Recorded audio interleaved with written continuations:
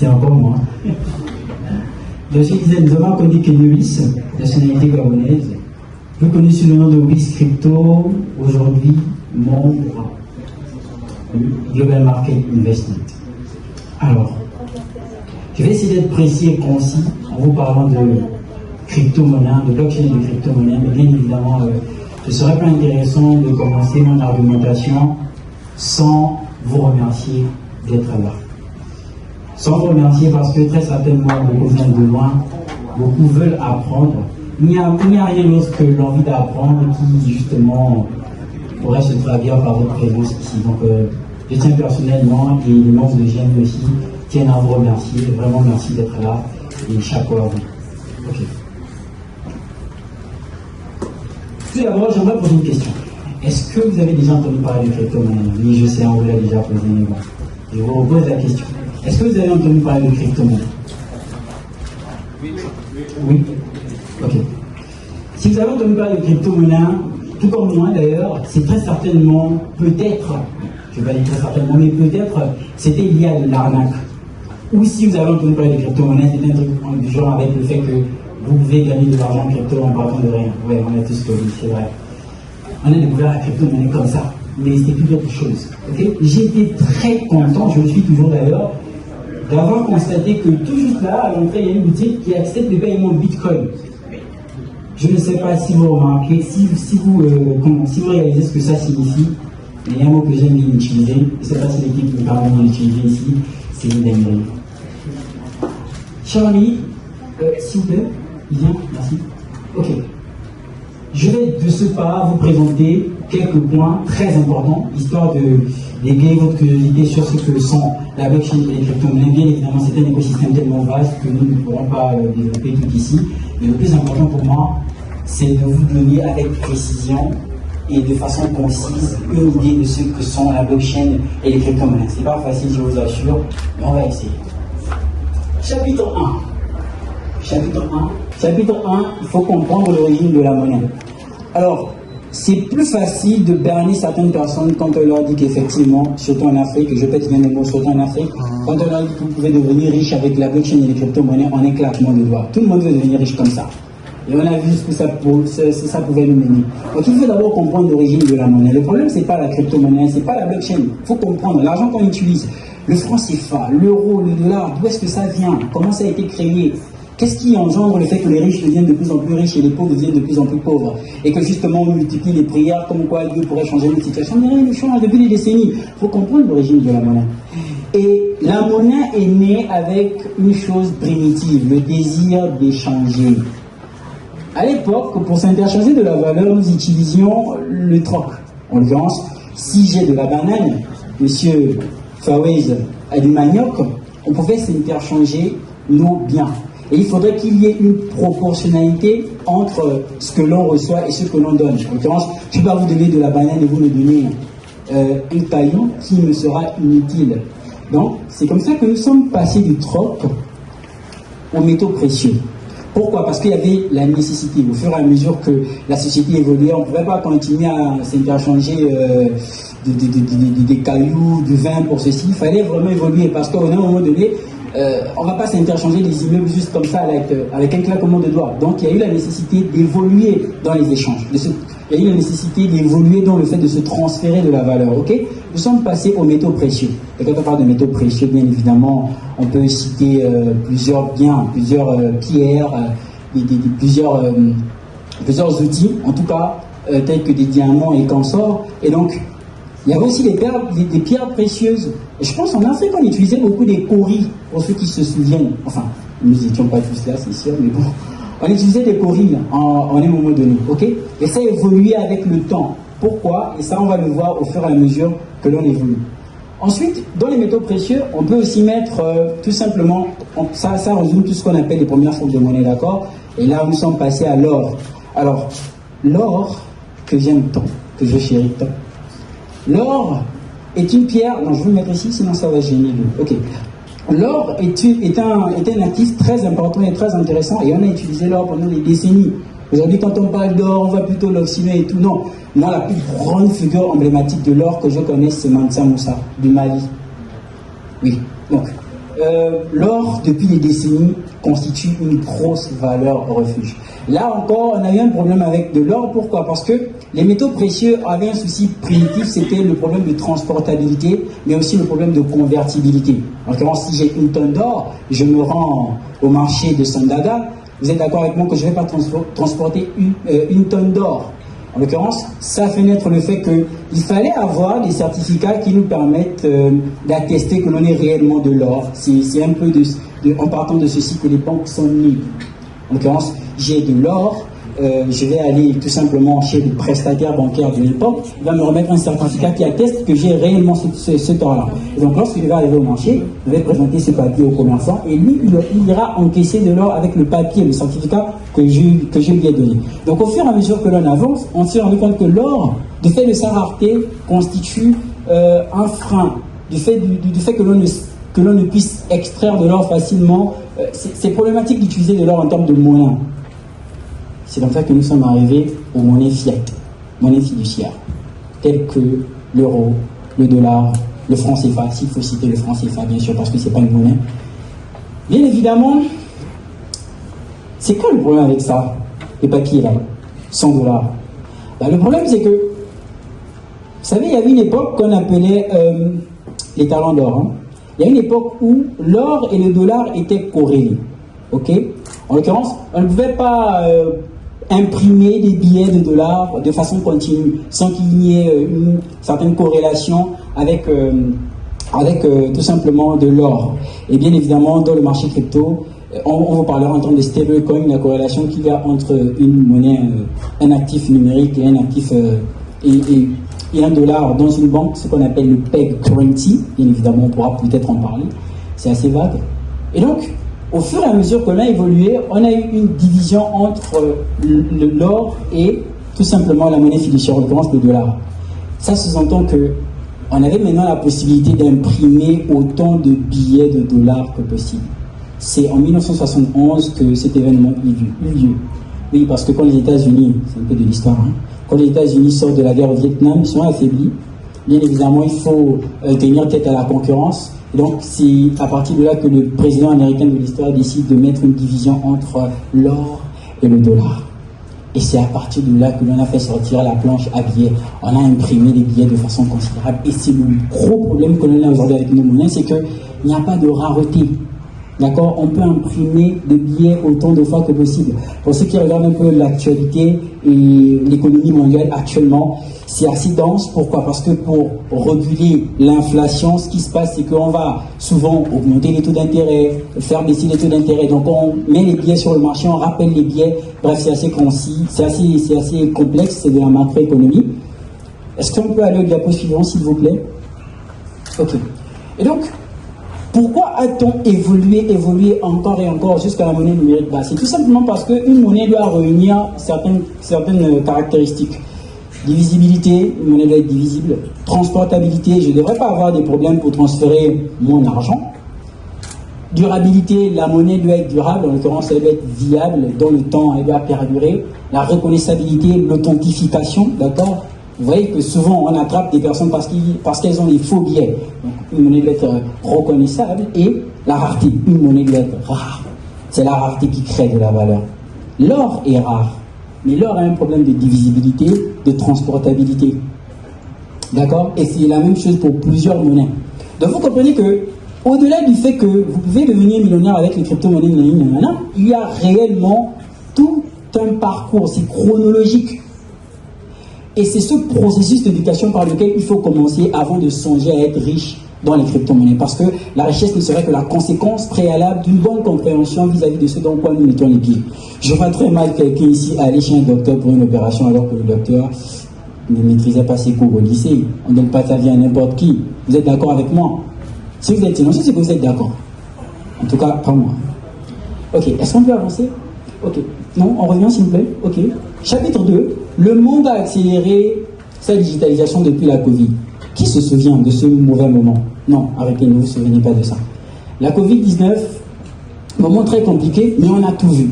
D'accord? Et on a vu comment plusieurs concepts sont sortis. Et on a vu par la même occasion comment l'homme pouvait être très créatif. Pour les universités, les écoles, même pour certaines entreprises, il a fallu s'adapter. On a fait du télétravail et les entreprises qui ne se sont pas adaptées face à ce confinement sont tout simplement mortes. Mais il n'y a pas que les entreprises, il n'y a pas que le monde, en tout cas dans d'autres secteurs qui ont évolué. Non, il y a aussi cette digitalisation, elle est importante pour le monde de demain. Aujourd'hui, quand on parle d'informatique à l'école, on apprend Word, Excel, PowerPoint. Il y a beaucoup de choses à voir. D'accord? La digitalisation, c'est tout ce qui va toucher au numérique. Et le futur de la monnaie est numérique. S'il vous plaît, on peut avancer? Ok, la vérité sur le Covid-19.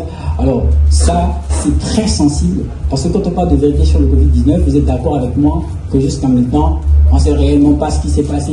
On a juste subi les conséquences. Oui, c'est venu de la Chine, etc. Mais le plus important, c'est ce que ça a permis, en tout cas, en tant qu'Africain, en tant qu'être humain, de comprendre. On a pu comprendre plusieurs choses dans le fait d'être confiné.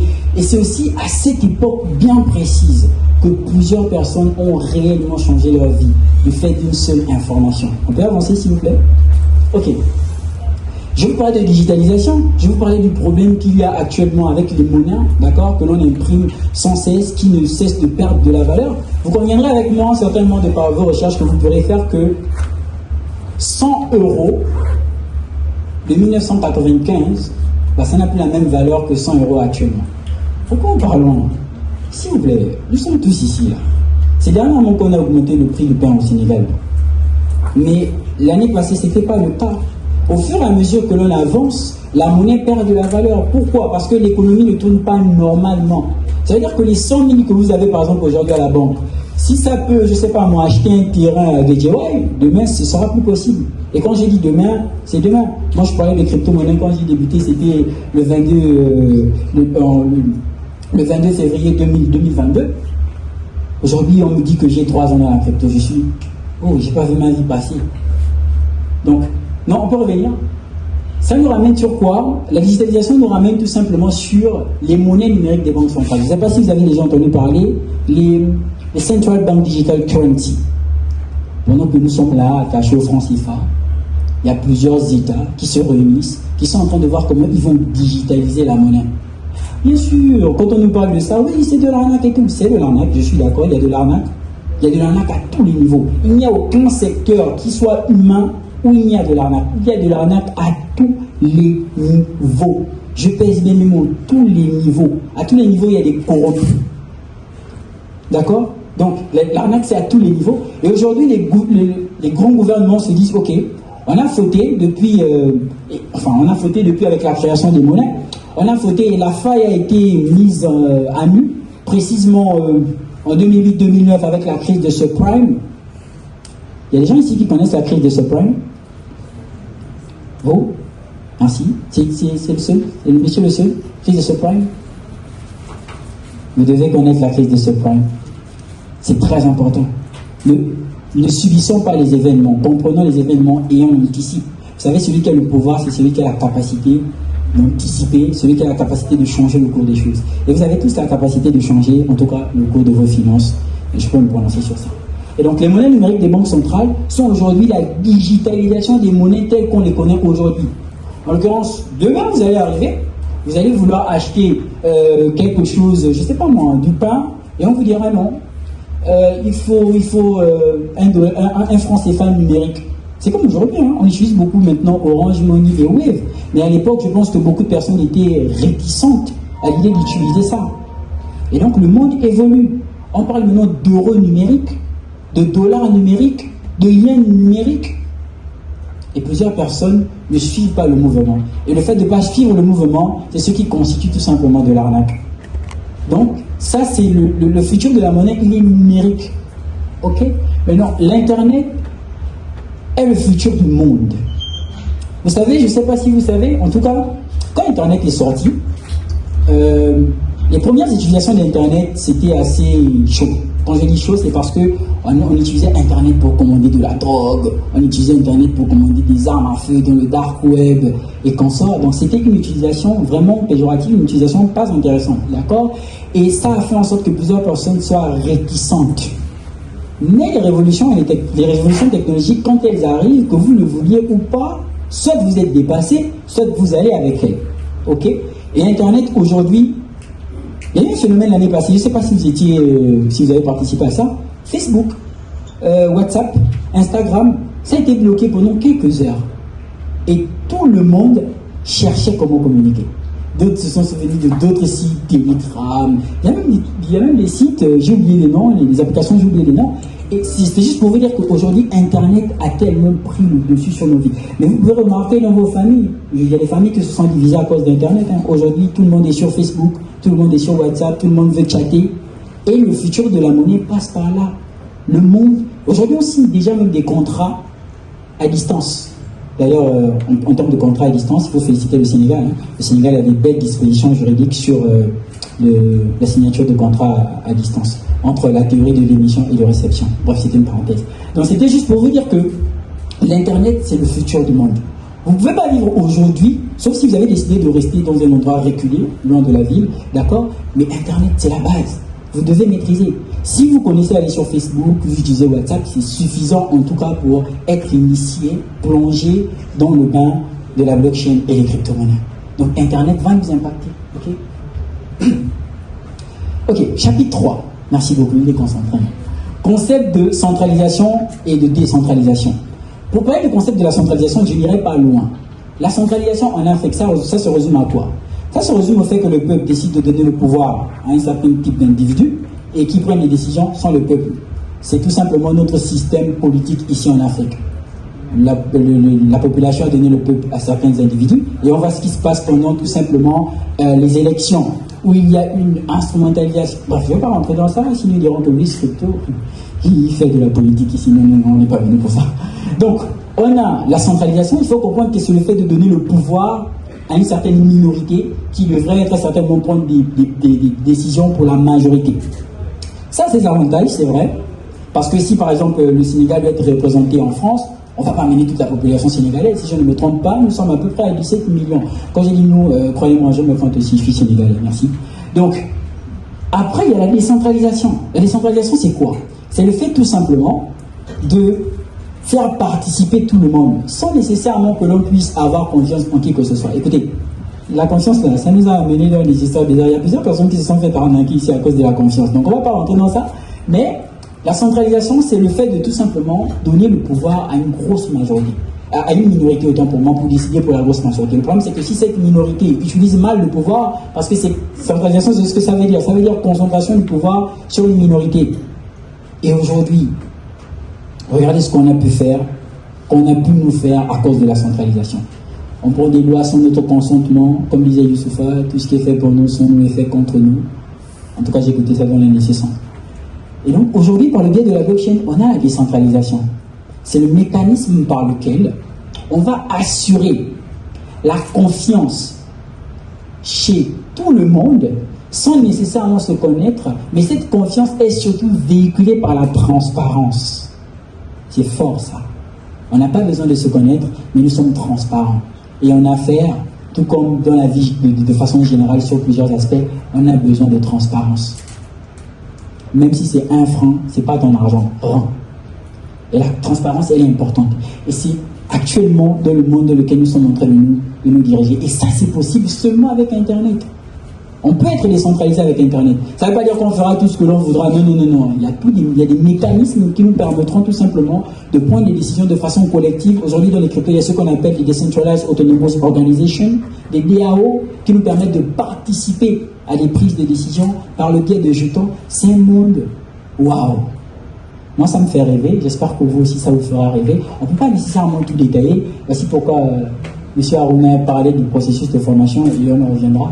Alors, il faut savoir que nous sommes conditionnés à avoir des systèmes centralisés et à faire confiance à des tiers, des gouvernements, des banques qui ont très certainement une base de données. Je vous prends un exemple simple, tout simple. Aujourd'hui, quand vous voulez envoyer de l'argent à quelqu'un, vous passez par quel moyen? Vous passez par la banque. Si vous voulez envoyer 100 millions, on vous dira oui, mais toi, tu es supposé être étudiant en droit maritime, ISM, oui, mais aujourd'hui tu veux envoyer 100 millions à quelqu'un, tu as eu cet argent où, franchement, c'est pas bon, on est obligé de saisir ton argent. Oui, je veux faire un retrait, mais vous ne pouvez pas parce qu'il n'y a pas de liquidité à la banque. C'est quoi ça? Je vais lui déposer mon argent à la banque, plein droit, d'accord. Aujourd'hui, je veux le récupérer, mais je ne peux pas. J'ai des achats à faire, mais ma carte bancaire est plafonnée. C'est pas la banque le problème, hein, c'est moi. Pourquoi? Parce que j'ai fait confiance à la banque. Donc, elle a maintenant le pouvoir de me dire ce que je dois faire avec mon argent. Dinguerie. C'est pas possible. Et c'est tout simplement cette décentralisation que l'on ne veut plus. Oui, pourquoi? Parce qu'aujourd'hui, si une banque fait faillite, quelles sont les dispositions qui ont été prises pour que je sois remboursé? En tout cas, je vais critiquer le pays où je viens, au Gabon. On a bloqué l'argent dans... Ma mère a été victime de ceci. On a bloqué l'argent dans les banques. Jusqu'à aujourd'hui, pas de remboursement. Mais imaginez-vous que ça constitue vos économies. Oui, imaginez-vous que vous partez envoyer de l'argent à la banque et le prestataire bancaire, celui qui doit s'assurer que A reçoive de la liquidité, il disparaît complètement. Pablo Escobar. Piouf! Vous allez aller chez qui pour vos plans? Donc aujourd'hui, nous sommes obligés tout simplement de faire confiance à des organismes et nous ne sommes même pas sûrs que nous sommes safe. Et on a vu avec la crise de subprime comment ça a été un fiasco, comment les grandes puissances jouent avec l'économie pour faire en sorte que les gens deviennent de plus en plus pauvres et d'autres de plus en plus riches. Quand on voit Christine Lagarde sortir ici, Jérôme Powell et consorts, ce sont des grands brigands des marchés financiers. Même avec Facebook, vous n'avez pas encore fait le constat. Vous êtes aujourd'hui tout de suite en train de parler à quelqu'un, vous allez sur Facebook, vous parlez de balais. Vous allez sur Facebook, on vous bombarde des publicités des balais.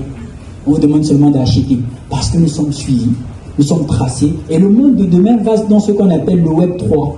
Le Web 1, c'est la consultation de contenu. Le Web 2, c'est tout simplement la création. Et donc le fait de créer du contenu et aussi d'en consommer. Ça, c'est le Web 2, c'est la phase dans laquelle nous sommes actuellement, avec Mark Zuckerberg, les réseaux sociaux et consorts. Et le Web 3, c'est la décentralisation.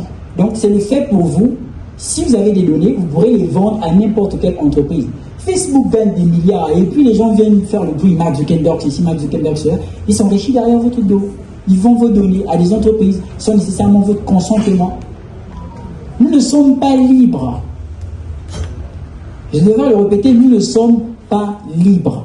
On peut vivre en société, on ne peut pas vivre en société et parler de liberté, c'est vrai, mais quand même il y a un minimum. Nous ne sommes pas libres. Nous sommes écoutés quand il y a des problèmes politiques, on nous coupe Internet. Nous sommes en réalité dans un semblant de démocratie, dans un semblant de liberté d'expression. Et ça doit changer, et c'est le monde de demain. C'est Dieu qui décide. Beaucoup le verront, beaucoup ne le verront pas, mais quoi qu'il en soit, ça va arriver. Les gens qui s'interchangeaient de la valeur avec du troc là, ils ne savaient pas qu'aujourd'hui, Jérémy devait être en train de vous parler de Bitcoin et de crypto-monnaie, de trading, mais c'est quand même arrivé. Quand quelque chose doit arriver, avec ou sans nous, elle arrivera. C'est très important de le comprendre. Alors, c'est la partie la plus importante.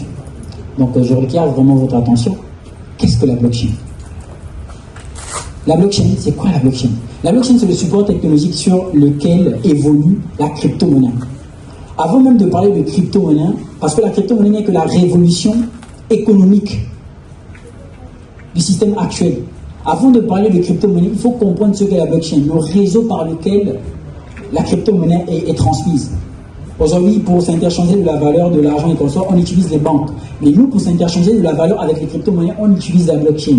Et il y en a tout type, des privés et des publics. Et dans les blockchains, il y en a des monolithiques et consorts. Vraiment, c'est technique, je n'ai pas envie de rentrer dans ça maintenant, mais vous devriez vraiment comprendre le monde dans lequel nous sommes en train de partir. La blockchain, ce n'est pas seulement une histoire relative à la crypto-monnaie. Ça va au-delà. La blockchain dans le système politique, la blockchain dans l'éducation, la blockchain dans la supply chain, en l'occurrence la logistique. C'est énorme. C'est énorme. Et c'est le monde de demain. Et nous, en tant que jeunes, je dirais nous, en tant que jeunes, nous devons nous y intéresser. Pas nécessairement pour de l'argent, mais nous devons nous y intéresser pour ce que ça pourra nous apporter à l'avenir. L'indépendance politique, économique de tout un continent entier. Ça fait pas mal. Quand on parle de l'Afrique, toujours en mode vie, laisser les Noirs tranquilles. Nous ne sommes pas assis, non. Tout part de nous et tout devrait revenir chez nous. Donc, pour vous faire ça de façon résumée, si j'ai envie d'envoyer de l'argent à M. Fawel, d'accord, il faut savoir que je vais utiliser la blockchain. Mais dans les blockchains, il y a ce qu'on appelle des consensus. Ok? Vraiment de façon résumée, il y a ce qu'on appelle des consensus. Des mécanismes par lesquels on pourrait tout simplement valider cette transaction-là. Ça veut dire que lui, il va recevoir de l'argent. C'est moi qui envoie. OK. Par exemple, si la blockchain que j'utilise est basée sur ce que l'on appelle la preuve de travail, en l'occurrence la proof of work, pour que cette transaction soit validée, il faudrait qu'il y ait un certain nombre de personnes qui auraient mis à disposition des machines permettant de valider cette transaction-là. Et c'est la majorité qui va l'emporter. La différence avec une banque, c'est que c'est une banque ou encore c'est un prestataire de service qui va tout simplement valider la transaction. Alors que là, la transaction va passer par plusieurs personnes qui doivent approuver la légalité de celle-ci pour que la transaction puisse être effectuée. Ça, c'est quand on utilise la proof of work, en l'occurrence la preuve de travail. Mais si on utilise l'algorithme de consensus de proof of stake, ce sont des validateurs qui mettent à disposition du réseau un certain nombre de jetons. Par exemple, si j'utilise la blockchain Ethereum, un certain nombre de jetons, et les jetons qui sont mis à disposition du réseau, si les jetons sont assez pour supporter la transaction passe. Mais ce qui est mis en exergue, c'est le fait que pour une seule transaction, on ait besoin du consentement de plusieurs personnes. C'est ça la décentralisation. Ça change un peu de nos banques que l'on a aujourd'hui. On peut avancer, s'il vous plaît? Donc, les transactions vont de ce qu'on appelle des blocs. Et les blocs sont reliés les uns contre les autres. Aujourd'hui, le responsable d'une banque peut décider de falsifier les documents parce que c'est lui qui a le registre. Mais alors qu'avec la blockchain, comme moi j'envoie à M. Fawez, comme M. Fawez envoie à M. Ofon, comme M. Ofon envoie, il y a une traçabilité. Si une transaction a un problème, c'est tout le réseau qui est corrompu. Donc ça va être compliqué de corrompre toute la Terre. Inch'Allah. On avance. Maintenant, il faut savoir que les crypto-monnaies, c'est très important, c'est très intéressant. Maintenant, il y a des plateformes sur lesquelles on va échanger les crypto-monnaies. Ce sont des plateformes centralisées, ce sont des plateformes décentralisées. Je pense que beaucoup connaissent Binance, c'est une plateforme centralisée. Je pense que beaucoup connaissent aussi Coinbase, Kraken. Ce sont des plateformes qui nous permettent d'avoir accès au marché crypto, acheter nos crypto-monnaies. Il y a aussi des décentralisés, Uniswap, beaucoup connaissent PancakeSwap. Ce sont des plateformes qui nous permettent d'acheter des crypto-monnaies décentralisées. Centralisé, ça veut dire que on aura besoin de savoir que je suis Kenubis qui serait en train de faire les transactions, alors que décentralisé, ni vu ni connu. J'ai fait ma transaction de 100 millions, ça reste entre moi et moi, tout simplement. Et donc il y a les portefeuilles maintenant dans lesquels vous allez tout simplement garder ces crypto-monnaies-là, ce qu'on appelle des wallets, d'accord? Et à cause de ça seulement, plusieurs personnes se sont fait arnaquer pas mal de gains. Parce qu'il y a un site qui sort, il vous dit que demain vous allez recevoir 500 francs par jour, sans nécessairement comprendre comment vous allez recevoir ces 500 francs. Vous venez, vous mettez 100 millions, demain, le site il a fermé. Donc ce sont les différents types d'arnaques. Donc il faut comprendre qu'il y a des plateformes qui nous servent pour acheter des crypto-monnaies, pour en revendre aussi. Certaines personnes me posent souvent la question, est-ce que ici au Sénégal, on peut acheter des crypto-monnaies, est-ce qu'on peut convertir ça en francs CFA par Wave ou Orange? C'est parce qu'on n'a vraiment pas le temps, j'allais le faire devant vous. C'est tout simplement rapide, incroyable. Tac, tac, tic-tac, si vous voulez. On peut avancer, s'il vous plaît? Bien, c'est bien en crypto-monnaie, etc. Mais il y a aussi des arnaques, disais-je tantôt, il y a aussi des pertes. Oui, parce que si vous pouvez gagner 100 millions demain, demain vous pouvez en perdre 200 millions. Il y a aussi des pertes. Donc les gens qui vous disent vous allez devenir millionnaire avec les crypto-monnaies, qu'ils vous disent aussi que vous allez devenir pauvre quand vous ne l'étiez déjà avant les crypto-monnaies. Si vous n'êtes pas formé, si vous ne savez pas de quoi il s'agit, ça je vous l'assure, hein. Vous gagnez 100 millions aujourd'hui, demain vous perdez 200 millions, parce qu'en pensant que vous allez gagner 100 millions, vous êtes encore venu mettre quand tout le monde dormait. Il y a des pièges, il y a des risques. Des pièges et des risques. Et qui piège qui? C'est nous qui nous piégeons. Les gens qui vous ont arnaqué, ce n'étaient pas des robots. C'était des gens comme vous qui ont appris 2-3 trucs, qui sont venus vous berner, vous avez cru. Pourquoi? Parce que vous n'étiez pas formé au départ. La formation, c'est important. On avance, s'il vous plaît. C'est le moment que je ne voulais pas présenter, mais je suis obligé. Alors, risque. Tu es supposé être étudiant à ISM, en droit maritime. Tu nous parles de crypto, on va te croire pourquoi. Vous savez comment j'ai découvert les crypto-monnaies en réalité? J'ai fait 3 jours à l'hôpital. J'avais pas l'argent pour payer mes frais médicaux. C'est Dieu qui m'a fait sortir de l'hôpital. J'ai dit Dieu parce que le docteur m'a dit pars à la maison le 3e jour. Non, je ne suis pas Jésus. Il m'a dit le 3e jour, pars à la maison. Je suis rentré chez moi. Et j'ai juré que plus jamais je devais avoir des problèmes financiers. J'ai découvert la crypto, je me suis plongé à l'intérieur. Et ça allait très vite. Jusqu'à aujourd'hui, je n'ai pas eu 8 heures de sommeil par jour. Peut-être 4 à 6 ans. Ne vous inquiétez pas, chacun son jour pour mourir, je serai là. Donc, ça, ce sont mes résultats. Je vais juste mettre quelques-uns pour vous montrer que si je suis devant vous aujourd'hui, ce n'est pas parce que j'ai envie d'être, c'est parce que je sais que si moi j'ai été aussi dans des difficultés, d'autres personnes peuvent sortir de là avec la blockchain et les crypto-monnaies. Il y a cette crypto-monnaie, ici précisément, je reconnais le graphique, C'est une crypto-monnaie qui s'appelle Rio. Pour les personnes qui sont dans les crypto-monnaies qui me suivent, j'en ai parlé sur ma chaîne YouTube. Rio, c'est une crypto-monnaie dans laquelle j'ai investi un montant de $500. 7 mois plus tard, je me suis retrouvé avec 37 000 $. Donc pour les personnes qui ont une calculatrice, je pense que nous ne sommes pas à moins de 20 millions de francs CFA. Et ça y est, je l'ai dit.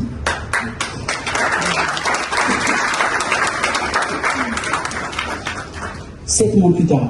Oui, vous avez applaudi parce que c'est beau, mais j'aurais aussi pu perdre mes $500. Ce qui a surtout fait en sorte que j'ai gagné ces 37 000 $, c'est très certainement parce que je me suis formé pendant des mois et des mois pour faire ces statistiques-là. Rio, s'il vous plaît. On peut avancer. Ça, c'est une crypto-monnaie qui s'appelle Akash Network. Certains pourront tout simplement reconnaître le graphique. La particularité dans les cryptos, c'est de savoir rentrer tôt, d'être aiguisé pour tout simplement faire des statistiques incroyables. Ici, je suis rentré avec 2 000 $ et j'en ai gagné 21 000 $. Non, applaudissez plus. Et je dois quand même vous rappeler que ces statistiques ont été effectuées lors du bear market. Le bear market, c'est une phase de chute de marché. Quand le marché chutait, je gagnais de l'argent. Et le marché va, donc, et voici pourquoi je suis là, et voici pourquoi je dois vous parler de ça, et voici pourquoi Jérémy doit vous parler de ça. Le marché crypto va exploser, et ça je vous le dis, vous pouvez l'enregistrer. Dans les 5-6 mois à venir, le continent africain connaîtra des millionnaires, le coiffeur de chez vous que vous négligez là, le balayeur de chez vous que vous négligez, l'enseignant de chez vous que vous négligez, le docteur de chez vous que vous négligez là.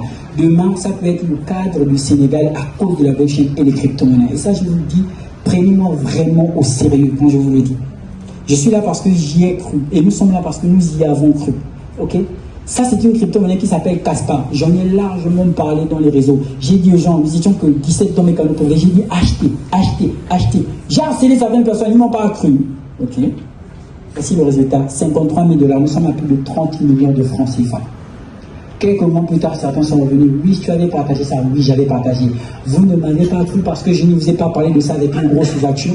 Vous ne m'avez pas cru parce que je ne vous ai pas parlé de ça avec gros marketing, comme vous avez déjà vu ici et là. C'est pour vous dire que l'or se trouve dans la boue. Et ce ne sont pas les personnes qui vous montrent nécessairement des gros trucs sur les réseaux sociaux qui ont... Et avant que je m'exprime, certains ne savaient pas que je pesais plus de 70 millions de francs CFA. Quand certains jeunes comme moi qui sont étudiants pensent qu'il faut nécessairement apprendre pendant 25 ans de sa vie, rédiger des lettres de motivation pour être recalé à l'avenir et insulter le système. Ça, c'est ce que la blockchain et les crypto-monnaies peuvent nous donner. Et ça passe par le processus de formation. Donc, j'aime vous remercier. Et bien évidemment, je sais que ça a suscité la curiosité chez plusieurs personnes. Le plus important, c'est que vous soyez éduqués. D'où le processus de formation. Et donc, j'en avais parlé lors de la conférence avant-hier. Nous étions, avec l'équipe de GMI, nous mettions en exergue le fait que nous voulons que les gens puissent investir dans les crypto-monnaies. S'il n'y avait pas eu de statistiques, on ne vous aurait jamais parlé de ça. Nous voulons que vous puissiez y investir. Ok? Beaucoup de personnes se sont faites arnaquer. Et aujourd'hui, s'il vous plaît, même si... Non, j'ai même pas envie de dire ça, mais s'il vous plaît, quand vous rentrez chez vous, faites des recherches sur les crypto-monnaies. Comment ça marche, comment ça fonctionne. Faites des recherches sur le trading. S'il vous plaît. Il y a des jeunes qui gagnent énormément d'argent avec le trading et les crypto-monnaies dans l'investissement. Il y a des parents ici, et là je me permets de vous parler, s'il vous plaît.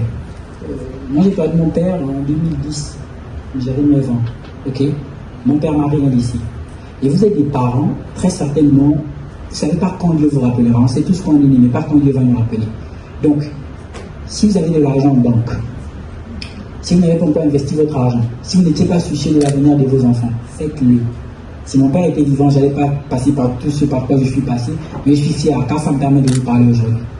Donc, investissez, même si vous ne croyez pas, même si ce n'est pas pour vous, investissez pour vos enfants. Demain n'existe pas. Merci. Alors, on applaudit encore. Encore.